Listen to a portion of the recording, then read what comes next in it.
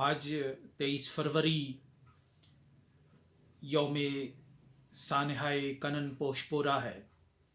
آج سے 33 برس پہلے 23 فروری 1991 کو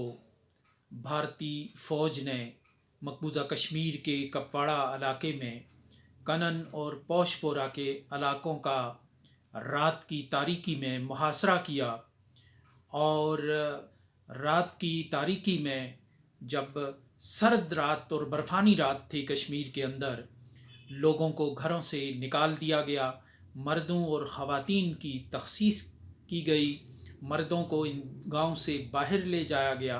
اور خواتین کو گھروں میں ہی بند رکھا گیا، اور خانہ تلاشیوں کے نام پر بھارتی فوج نے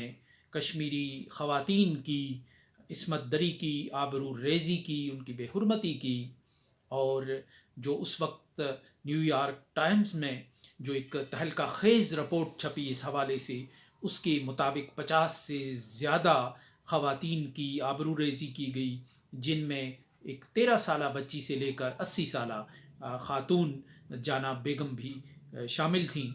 اور یہ بھارت کا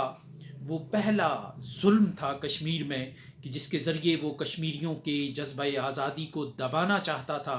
اور کشمیریوں کے اعصاب توڑنا چاہتا تھا۔ کشمیری چونکہ ایک مشرقی معاشرہ ہے، اسلامی معاشرہ ہے، وہاں خواتین کا اپنا ایک مقام، عزت اور تکریم ہے اس سوسائٹی کے اندر، سو اس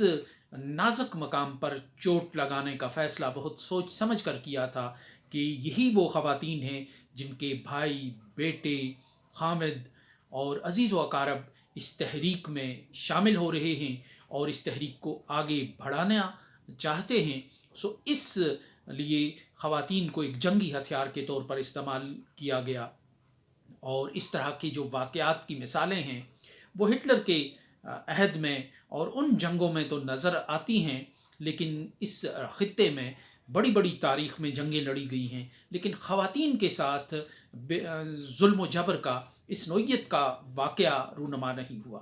ایک تو یہ واقعہ رونما ہوا، اوپر سے المیہ یہ ہے کہ بھارت کا جو نظام انصاف ہے، کہ جو ایک آئیڈیل جس کو بنا کر دنیا میں پیش کیا جاتا تھا، وائبرنٹ بنا کے پیش کیا جاتا تھا، وہ یہاں گونگا ہو گیا، اور اس کا گونگا ہونے کا آغاز اسی واقعے سے ہوا کہ بھارت کی کسی عدالت نے اس کا سو موٹو نوٹس نہیں لیا، کسی عدالت میں یہ مقدمہ نہیں چلا، اور اس کی آزادانہ تحقیقات نہیں ہوئی۔ حالانکہ جتنے بھی آزاد ضمیر لوگ اس علاقے کا دورہ کرنے آئے، انہوں نے یہ رپورٹ کی کہ بڑے پیمانے پر ظلم و زیادتی کا یہ واقعہ رونما ہوا ہے، لیکن بھارت نے اس واقعے کے مرتکبین کو سزا دینا تو درکنار، کنن پوشپورا کے جو نمبردار ہیں ان سے ان فوجیوں کے لیے کریکٹر سرٹیفکیٹ زور زبردستی سے حاصل کر کے انصاف کی چتا کو اگنی دکھائی، اور اس کے بعد سے بھارت کا یہی رویہ ہے کہ بھارت نے کشمیر میں تحریک آزادی کو دبانے کے لیے جہاں طاقت کا استعمال کیا ہے، وہیں قوانین کو اور عدالتوں کو ایک سہولت کار کے طور پر استعمال کیا ہے۔